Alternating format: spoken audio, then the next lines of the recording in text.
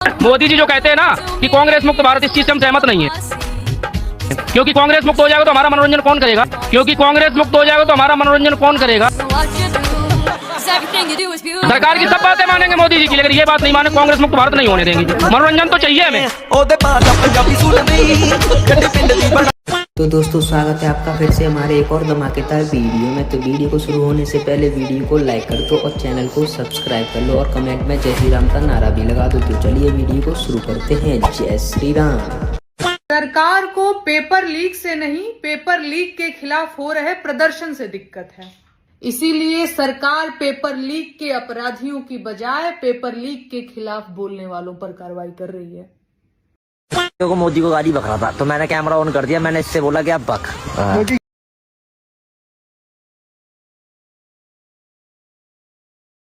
अपने को पंजीकृत कर लिया गया था और इसमें लड़का जो था उसने उसमें अपना एड्रेस बता रखा था कि वो किस गांव का रहने वाला है।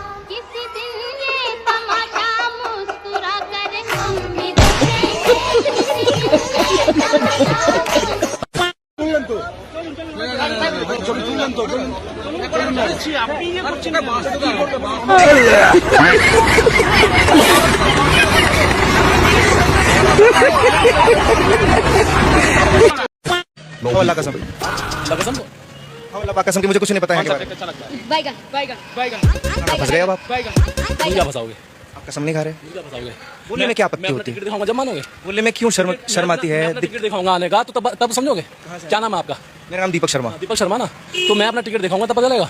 मुझे टिकट नहीं देखना, मुझे ये जान, मुझे दिक्कत इस बात से होती है। देखो, मैं आप दुश्मन नहीं हूँ, दुश्मन नहीं हूँ। उल्टा सवाल करते हो। नहीं, मैंने क्या उल्टा सवाल किया? मेरी बात समझने की कोशिश करो कि जब आप लोग जब ये बोलते हो ना कि हमें कुछ पता नहीं है तो मुझे तकलीफ होती है।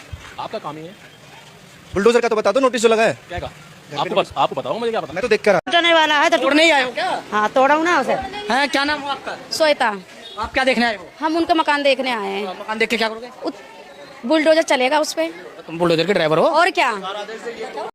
राहुल गांधी इस देश के नेता विपक्ष होकर सरकार का सामना कैसे कर रहे हैं, लोगों की बात कैसे रख रहे हैं, उनके मुद्दों को कैसे उठा रहे हैं, इसके लिए उन्हें किसी का सर्टिफिकेट नहीं चाहिए, क्योंकि प्रत्यक्षम किम प्रमाणम। लेकिन राहुल गांधी को भला बुरा कहना, उनके ऊपर तीखी टिप्पणी करना, अनर्गल आरोप लगाना जितना बीजेपी का पसंदीदा काम है, उतना ही कुछ लिबरल्स का भी है। एक ऐसे लोगों की पूरी जमात है जो अपने आप को वैसे तो बीजेपी का घोर आलोचक बताते हैं, लेकिन इस देश की बर्बादी के लिए बीजेपी से पहले राहुल गांधी से सवाल पूछते हैं, उनको जिम्मेदार ठहराते हैं। तो ऐसे कुछ लोगों से मेरे थोड़े सवाल हैं, और मेरा पहला सवाल तो यह है कि राहुल गांधी के अलावा एक विपक्ष का नेता ऐसा बता दीजिए जिससे बीजेपी वालों की रूह कांपती हो।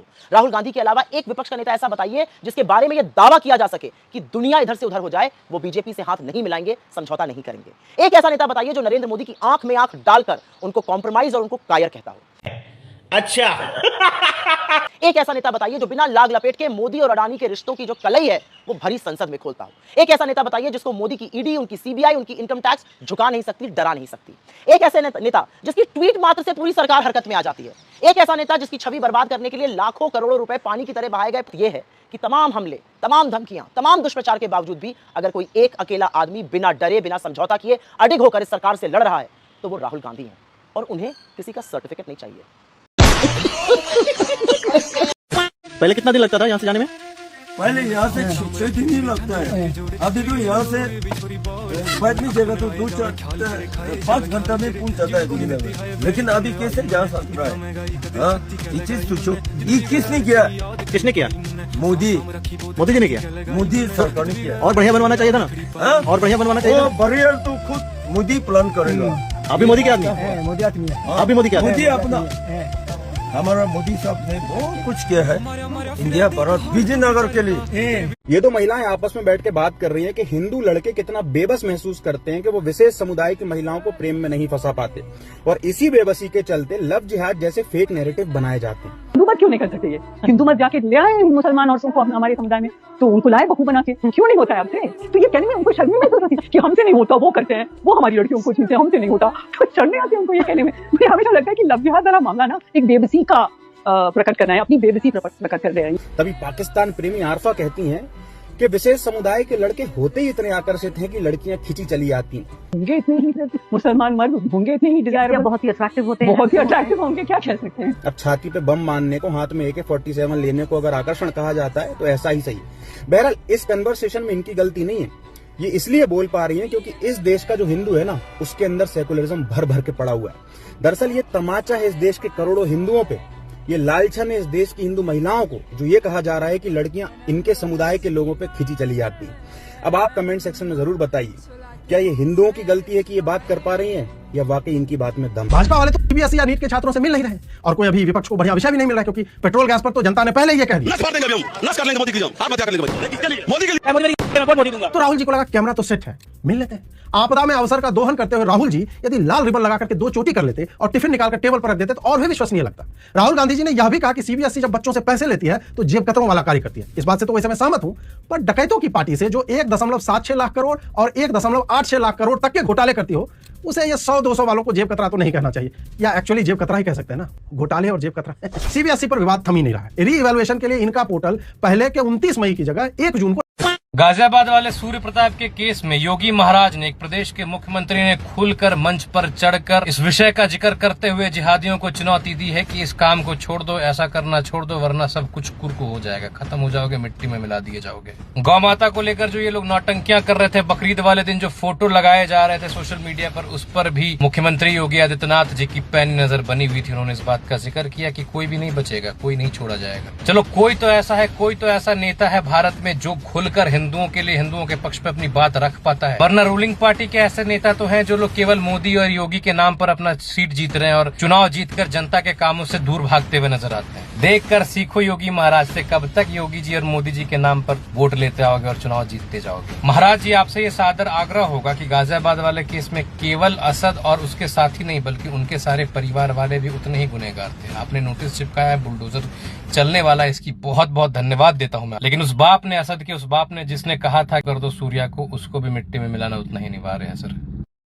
वो मुसलमान को ही क्यों चुन रही हैं? नहीं, इसीलिए कि हिंदू राष्ट्र का है नहीं है मुसलमान है, वो तो लड़कियों को मुसलमान लड़के क्यों पसंद। हाँ, ये मुझे हमेशा लगता है कि ये कहते कहते इनको शर्म नहीं आता कि हिंदू मत क्यों नहीं कर सकते। ये हिंदू मत जाके ले आए मुसलमान औरतों को अपने हमारे समुदाय में, तो कि हमसे नहीं होता वो करते हैं। एक है कट्टरपंथी जिहादन जहरीली अरफा खानम, जो कि अपने मजहब के लोगों को बचाने के लिए फिर चाहे वे आतंकवादी हो, जिहादी हो, मतलब किसी भी हद तक चली जाती है। वही दूसरी तरफ है बेशर्म वामपंथन, जो कि अनफॉर्चुनेटली हिंदू है, जेएनयू की प्रोफेसर निवेदिता मेनन, जो किसी भी हद तक चली जाती है हिंदू धर्म सनातन को ना नीचे गिराने के लिए। पूरा जोर लगा रही है इस वीडियो के अंदर लव जिहाद को डिफेंड करने के लिए, जिसमें ये कह रही है कि जो हिंदू लड़के हैं वो मुसलमान लड़कियों को ना पटा नहीं पाते, इसलिए वो कॉम्प्लेक्स फील करते हैं, और जो मुसलमान लड़के हैं ना वो सुरमा रुमा लगा के ताबीज पहन के वो इतने अट्रैक्टिव लगता है कि हिंदू लड़के पागल हो जाते हैं उनके पीछे। कि जो हिंदू लड़के हैं वो त्रिपाल में घूमती फिरती जो महिलाएं हैं, खातूनें हैं, मतलब इनका क्या देख के अट्रैक्ट हुए, वो त्रिपाल में बड़ी खूबसूरत लग गया हो, चाहो देखो त्रिपाल में क्या कमाल है, कि शक्ल कैसे, छोड़ना शक्ल से क्या लेना, त्रिपाल कमाल है। तो सर त्रिपाल नहीं पहनती अरफा खानम जैसी, मतलब क्या तुम्हारी जहरीली मानसिकता को देखकर हमारे वैसे डर जाते हैं। पढ़ी लिखी ऐसी है तो मदरसा छाप कैसी हो, मतलब ऐसी महिला इस वाली लड़की को तो धर्मांतर कराएगा तो इतने पैसे, इस वाली को कराएगा तो ये कि सभी आपने बहुत सुना होगा, जिसमें मुसलमान लड़के जो होते हैं वो अपनी आइडेंटिटी हिंदू बताते हैं और फिर जो लड़कियों को धीरे धीरे उसमें ट्रैप करते हैं और बाद में पता चलता है लड़का मुसलमान है। ठीक है, और भी बहुत सारे तरीके हैं, लेकिन ऐसा कोई केस सुना जिसमें हिंदू लड़का मुसलमान लड़की को बताओ, वो भी मुसलमान लड़की को पटाने के लिए अपना नाम अब्दुल जुबैर वसीम ऐसा रखेगा ना, ये वाले काम नहीं करते। तो ऐसा है कि अगर गलती से मैं ज्यादा सेकुलर होने के चक्कर में किसी मुसलमान लड़की से शादी करने के बारे में सोचूंगा, मैं तो मेरे घर वाले भी छोड़ा छोड़ेंगे, वो अलग। असद के एनकाउंटर होने के बाद से जिसने सूर्या हत्याकांड को अंजाम दिया था, ये हाल देख रहे हो, ये 150 हिस्ट्री सीटर्स हैं, ड्रेडेड क्रिमिनल्स हैं, जिन्होंने भाई साहब शपथ ली है और योगी जी से गुहार लगा रहे हैं, पोस्टर लगा लगा के कि योगी जी मुझे माफ कर दो, हम तुम्हारा कभी क्राइम नहीं करेंगे। भाई ये होती है गवर्नेंस, ऐसा होना चाहिए राजा एक प्रदेश का, समझ रहे हो। ये नहीं लल्लू पंजू के तरीके कि किसी माफिया के मिलाओ या फिर माफियाओं को साथ में लेके जो है उनको पहले छोटे से इतना ड्रेडेड क्रिमिनल बना दो कि मतलब अदालतें तक जो है उनको कुछ न कर पाए। अतीक अहमद, मुख्तार अंसारी, आजम खान लोगों की बात कर रहा हूं मैं, ठीक है। कुछ सीखो, योगी मोदी को गाली देने से पहले ये सारी चीजें देख लो। दुश्मन सिर्फ बॉर्डर के उस पार नहीं होता, घर के अंदर भी होता है, खून दीमक बन के जीता है। वीर भोग्य वसुंधरा ये मेरा लक्ष्य है, और मेरी जिम्मेदारी है कि मैं अपने देश को बाहर भीतर हर प्रकार के दुश्मन से बचाऊं। Hello everyone, I have decided to come back to India.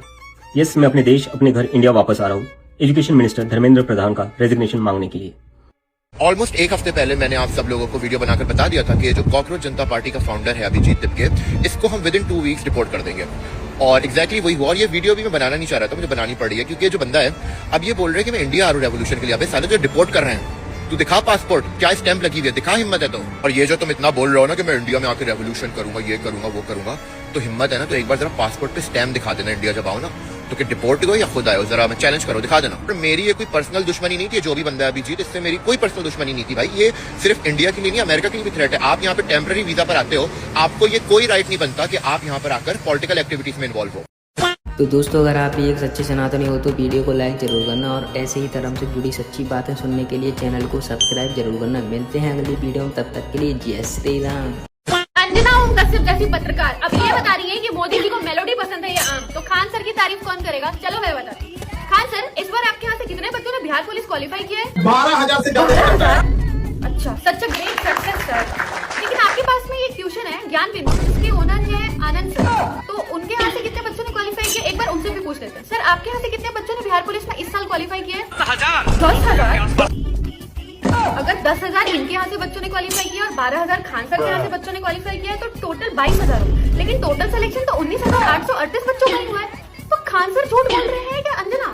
और बाकी सारे टीचर क्या कर रहे हैं? अब इसका जवाब आप लोग बताओ यार। इस साला इतना अलग फ्रॉड चल रहा है।